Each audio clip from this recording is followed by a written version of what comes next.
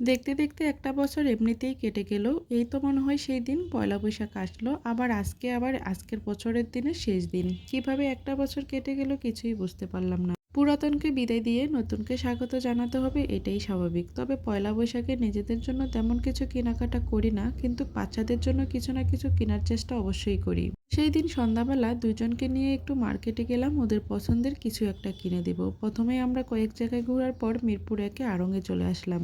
কিন্তু এদের এখানে এসে মনেই হচ্ছে না যে আজকে এখানে কোনো অনুষ্ঠান ছাড়া অন্য কোনো দিন। যেহেতু পয়লা বৈশাখ সামনে, এই জন্য এতটা বেশি ভিড় ছিল, মোটামুটি কিছুই দেখতে পারলাম না। কিছু সময় থাকার পরে আমরা এখান থেকে বেরিয়ে পড়লাম। সৃজন তার নিজের পছন্দের কিছু একটা কিনে নিল, কিন্তু সুস্মিতা যেমন ড্রেস খুঁজতেছিল তার ড্রেস পছন্দ হইতেছিল না। আবার দেখা যায় ওর সাইজের কোনো ড্রেস নেই, যেহেতু কয়েকদিন আগেই ঈদ চলে গেছে। এখন ওরা ওইভাবে নতুন কোনো ড্রেসও তোলে নাই। যেই সাইজগুলো আছে ওগুলো ওর সবগুলাই বড় হয়।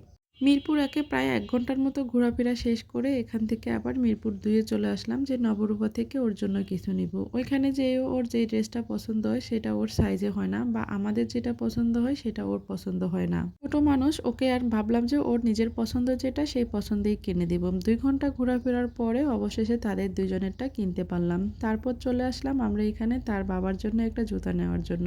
তো জুতা অনেক খোঁজাখুঁজির পরে কেনাকাটা করে বাসায় চলে আসলাম। এই বয়সে আসলে ওদের মতো থাকতে আমরাও যখন নতুন ড্রেস পেতাম আমাদেরও অনেক বেশি ভালো লাগা কাজ করত। কারণ এই বয়সটাই এমন, যখন কেউ নতুন কিছু দেয় বা কোথায় একটু ঘুরতে নিয়ে যায় সবার কাছে অনেক বেশি ভালো লাগে।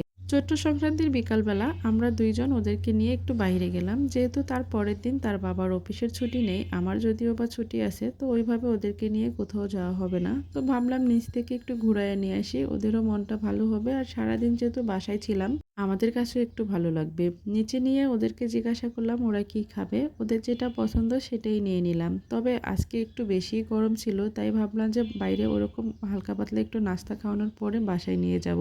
ওদের পছন্দের ওদেরকে ফুচকা খাইয়ে ১ নম্বরে কিছু সময় ঘোরাফেরা করলাম। তবে দেখে খুব ভালোই লাগলো, সবাই এই উৎসবের দিনটায় অনেক সুন্দর করে পরিবারের সাথে সাজুগুজু করে ঘুরতে বেরিয়ে পড়ে। তারপর ওদের পছন্দের জুস কিনে দিয়ে ৩ জন মিলে জুস খেলাম, যদিও ওর বাবাও এখানেই ছিল।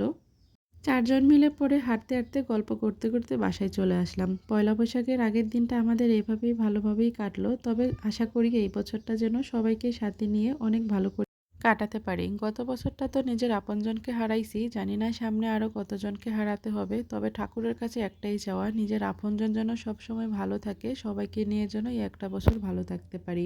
পয়লা বৈশাখের দিন সকালবেলা ছেলে মেয়ের আবদার রাখার জন্য ঘরে একটু পান্তা ইলিশের আয়োজন করলাম, সাথে ছিল আগের দিনের পাঁচনের তরকারি। সবকিছু মিলে এই বছরটা খুব ভালোভাবেই শুরু করতে পারলাম, জানি না শেষটা কেমন হবে।